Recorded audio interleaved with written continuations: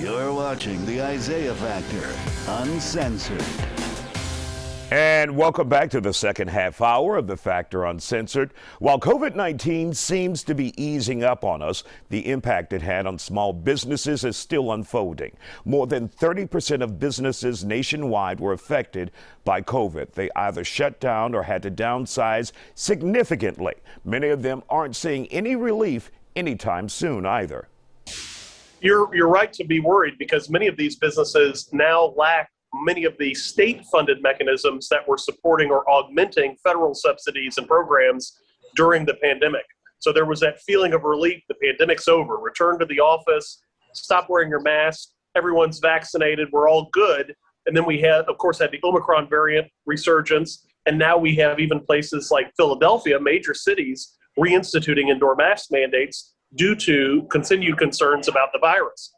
Well, at the same time, economically, the policy has not kept pace. So we don't have those same federal subsidies. We discussed earlier in the week the idea of the small business and small restaurant sort of subsidization program being resupplemented, but that hasn't happened yet. So there are, just like individuals who are being evicted still, just like individuals who are still struggling to deal with insurance payments and other things that are overdue, small businesses are experiencing those same challenges without the cushion or safety net that we dealt with at the beginning of the pandemic. And speaking of cushion, I recently read where they said small businesses with monthly expenses of about $10,000 a month, typically they only have about 2 weeks of cash on hand after that money is gone and expenses. So time is of the essence for these businesses.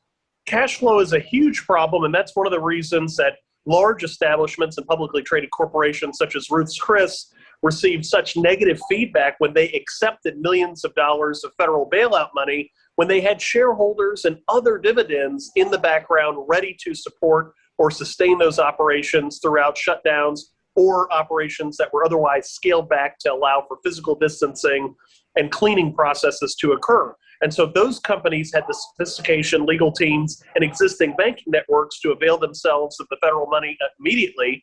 And then it ran out before the entities that were less sophisticated, the sort of fly-by-night or otherwise initial businesses that were sort of startups for entities selling food or small goods, that money wasn't even there. And so those entities were hardest hit because the sophisticated entities were able to swoop in and avail themselves of those benefits right off the bat. Now, is the government, obviously, we're looking at potentially $55 billion in aid to small restaurants and businesses, mainly bar service industry. Will there be mechanisms in place to prevent those sophisticated companies from swooping in and getting that money before the mom and pops can?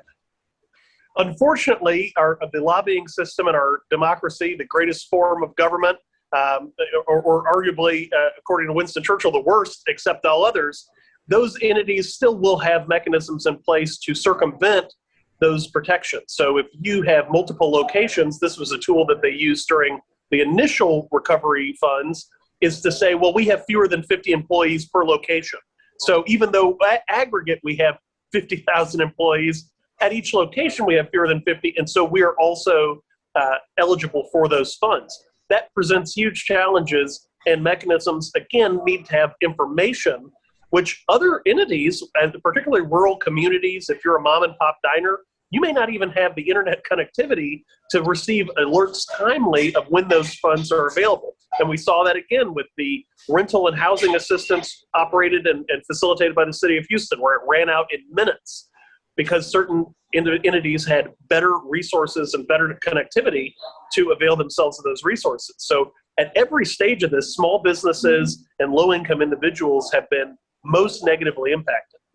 When you take a look at the economic forecast or the future of small businesses here in this country after the pandemic, how would you describe it? Is it bleak? Is it looking upward? What now?